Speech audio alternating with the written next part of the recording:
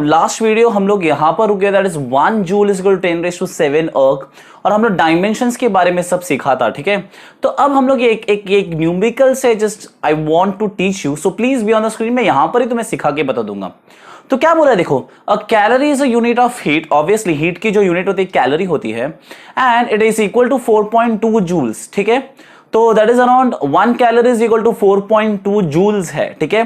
तो अभी यहां पर क्या बोला, जूल्स की वैल्यू देखो क्या बोला लोग ने, kilogram metre s raise to -2, यानी कि किलोग्राम मीटर स्क्वायर पर सेकेंड स्क्वायर, यानी कि इसका मतलब देखो ऐसा होगा, that is 1 joule is equal to kilogram metre square पर सेकेंड स्क्वायर, ठीक है। पर सेकेंड स्क्वायर है, इसके लिए लोग ने क्या लिखा देखो वापस ध्यान दो। So 1 joule is equal to kg metre square s raise to -2, ठीक है। देखो ये पर लिखा तो यहां पर माइनस नहीं आएगा, बट मैंने ये पर को हटा दिया तो क्या हो गया -2, ठीक है। सो अभी इसके बेस पे हम लोग क्या करेंगे, न्यूमेरिकल्स करेंगे। और क्या बोलो देखो आगे, a civilisation employs a system of units in which the unit of mass length and time. तो ठीक है गाइस, यहां पर ध्यान दो। फॉर एग्जाम्पल हम लोग को क्वेश्चन में दिया है 1 joule is equal to kilogram metre square s raise to -2। तो किलोग्राम हो गया मेरा मास, राइट।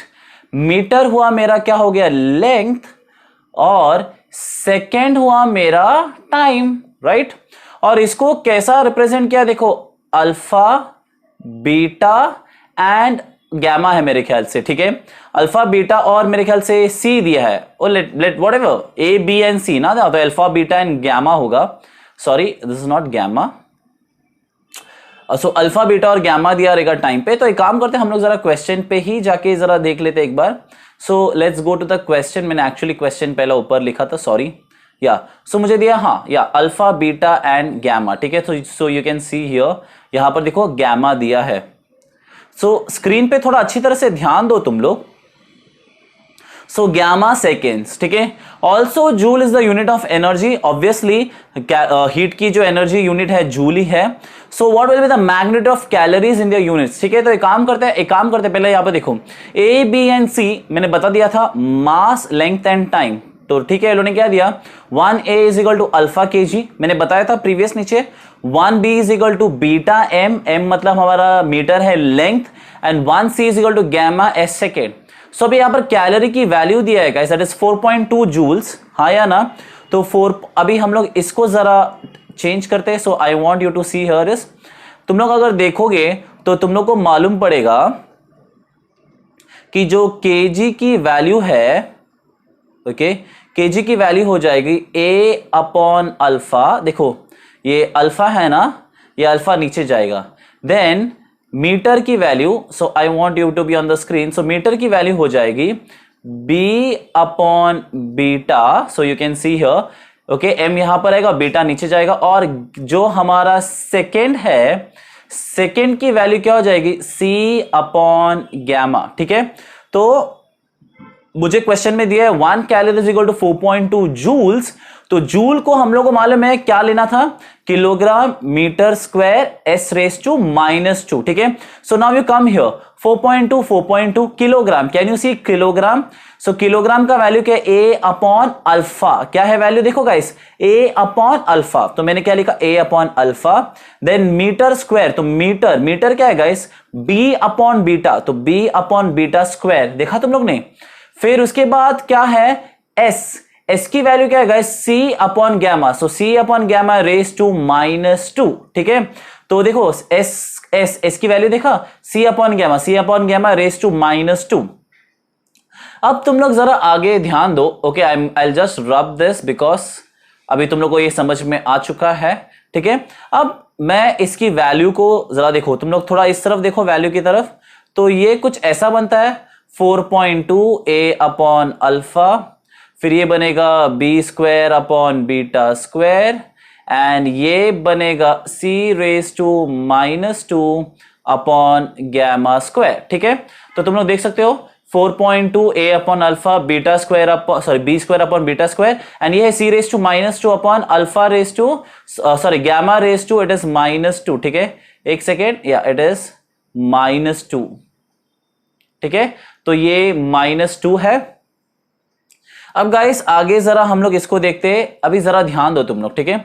सो 4.2, अभी यहां पर देखो गाइस, ये गैमा रेस टू -2 है, गैमा रेस टू -2 ऊपर जाएगा ना, देखो याद रखो, हाँ ये गैमा रेस टू -2 जाएगा ना ऊपर, तो जाएगा प्लस हो जाएगा, तो ये बनेगा गैमा स्क्वायर अपॉन, ठीक है, ये देखो -2 है, देखो अच्छी तरह से, I will just rub it for you,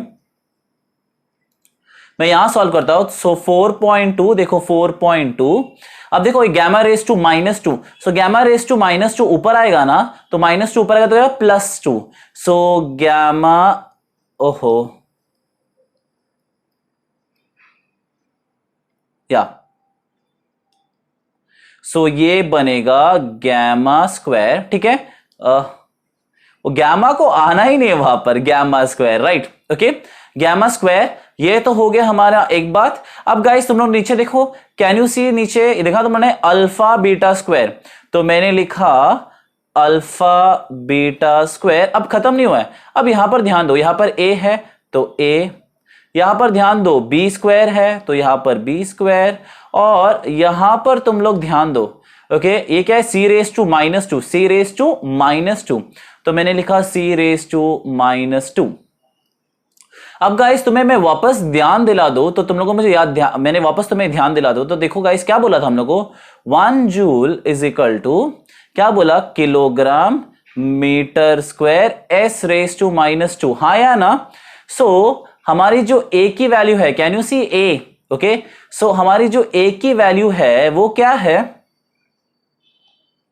guys, ए की वैल्यू यानी कि किलोग्राम बराबर है, उसके बाद बी की वैल्यू क्या है, मीटर, राइट, और सी की वैल्यू क्या है, सेकेंड, हाँ या ना। तो फिर से ये क्या हो गया, फिर से ये बनेगा जूल, बिकॉज जूल की वैल्यू यही है, एंड दिस इज सेम, हाँ या ना। A is kilogram, B is meter square, यानी कि B square is M square is meter square, and C is time, and that is also square -2. तो वापस क्या बनेगा गाइस, यही बना ये value, and that value is equal to what, joules। तो फाइनली तुम लोगों को इसके आंसर यहां पर देखो, इट बिकेम जूल, ठीक है, यहां पर फिर से ध्यान दो तुम लोग, तो तुम लोग देख सकते हो कि यहां पर क्या हो गया, जूल, जे डैश क्यों लिया, बिकॉज ऑलरेडी एक जूल है, तो और एक बार जूल लेने के लिए हम लोग क्या पकड़ते हैं, जे डैश, तो can you see it became J dash, and that is not, that is again joule. तो हम लोग को क्या वैल्यू मिला, 4.2 gamma square upon alpha beta square, फिर हम लोग को मिला किलो, देखो A is KG, m square is b square, and s raised to -2 is c raised to -2, that is again my mass, length and time, and that is equal to what, joule। तो मैंने लिखा j dash, okay, did you got this। इस सम को खुद से solve करो, looking at the example, I am going to rub this, ठीक है, मैं रब कर रहा हूं, ये बस मुझे समझाना था, मुझे एक्स्ट्रा कुछ सॉल्व नहीं करना था, इसके लिए मैंने नहीं किया, ठीक है गाइस। सो लेट्स प्रोसीड, हमारा जो मेन कंटेंट पे आना है वो है, यहां पर जरा आ जाओ। So guys if you see on the screen, हमारा जो कंटेंट है वो है accuracy, precision and uncertainty in measurement. तो गाइस सबसे पहला हमें यह मालूम पड़ना है कि व्हाट इज एक्यूरेसी इज, ठीक है। तो एक्यूरेसी क्या होता है मालूम है क्या, इट्स लाइक मेजरमेंट, देखो यहां पर दिखा है, मेजरमेंट टू ट्रू वैल्यू, यानी कि हम लोगों को सही वैल्यू मिलना चाहिए, एक्यूरेसी, ठीक है। और व्हाट इज प्रिसाइज, यानी कि precision, and precision will be like we should get at least, मतलब हम लोग को ऐसा वैल्यूज मिलना चाहिए जो आइडेंटिकल हो, ठीक है, आइडेंटिकल वैल्यूज, यानी कि precision will be like identical values और एक्यूरेसी लाइक ट्रू मेजरमेंट। तो अभी इसके एग्जाम्पल मैं तुम लोग एक काम करता, I will tell you just an example. For example मैंने एक करंट के लिए, रीडिंग के लिए मैंने वोल्ट मीटर लिया, ठीक है। तो मैंने क्या किया, वोल्ट मीटर लिया और मैंने वोल्ट मीटर के 3 बार रीडिंग लिए, 3 बार, सो मतलब मैंने 3 अलग अलग वोल्ट मीटर लिया, A B and C, and उसका 3 अलग अलग डिवाइस से 3 बार, ऑब्वियसली 3 बार अलग अलग 3 डिवाइस से मैंने रीडिंग ले लिया। सो पहली जो मेरा रीडिंग है, यानी कि वोल्ट मीटर मुझे मिला 1.12 एम्पियर, फिर मुझे मिला 1.13 एम्पियर, फिर मुझे मिला 2.5 14, sorry not ampere, I will go for volt meter है ना, तो वोल्ट करंट होता तो ठीक है। तो 1.12, 1.13 और चलो ये मिला मुझे 1.14। जो मेरा दूसरा डिवाइस है, दूसरा डिवाइस में मुझे मिला कि समझो मुझे वैल्यू मिला है 1.69, 1.70 और मुझे मिला समझो 2.1, ठीक है, वोल्ट एंड वोल्ट। और थर्ड वाले में मिला मुझे, वेट,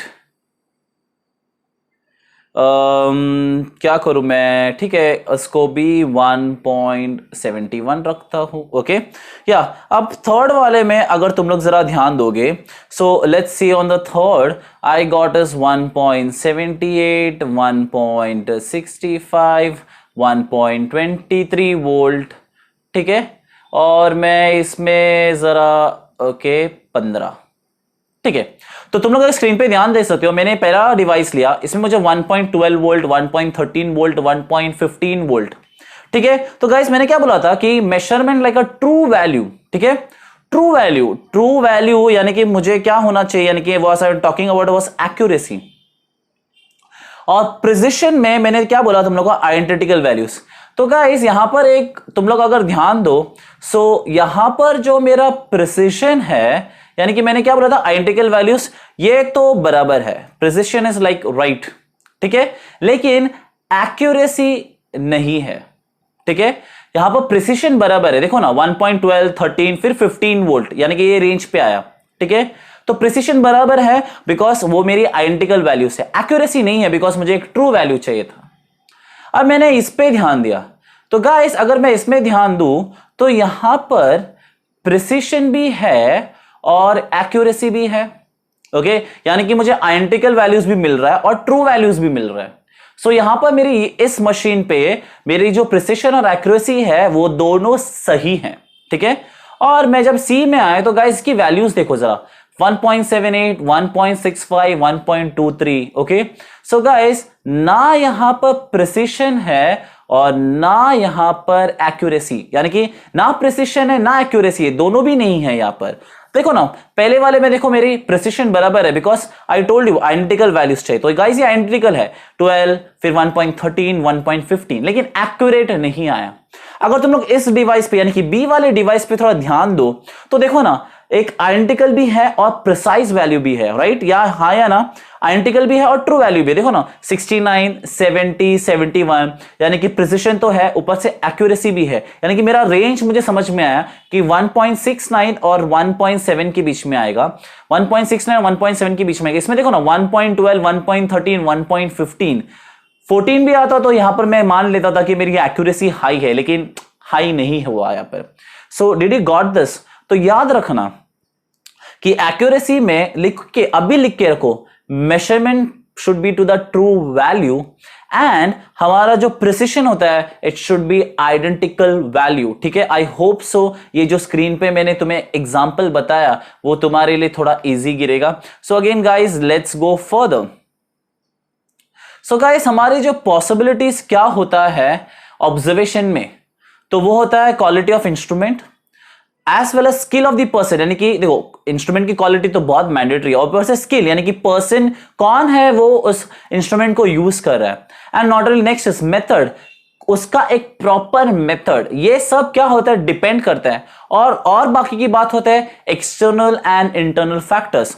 सो गाइस देखो ऐसे सारे इश्यूज को हम इन सिंपल वे में क्या बोलते हैं, एरर्स, ठीक है। इसको हम लोग क्या बोलते हैं, एरर्स, यानी कि एक गलती जो करते हैं उसको हम लोग क्या बोलते हैं, एरर्स।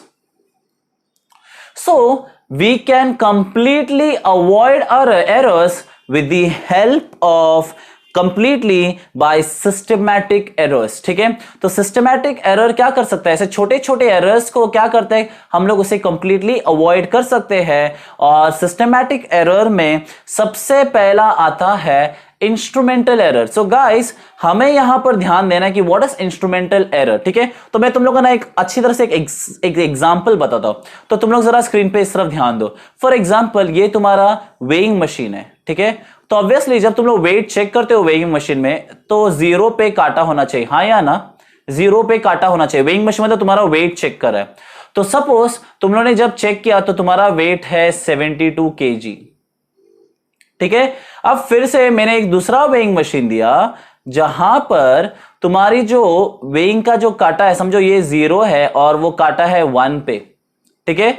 जब तुम लोग इसी वेइंग मशीन में वेट निकाल रहे हो ये फॉल्टी वाले में, तो तुम्हारा वेट आएगा 73 kg, ठीक है। अब मुझे बताओ इसमें क्या गलत हुआ। देखो ऑब्वियसली तुम्हारा वेइंग मशीन का जो स्केल होना चाहिए किसमें होना चाहिए, 0 पे, ठीक है। तो तुम्हें एग्जैक्ट मिला 72 kg, राइट।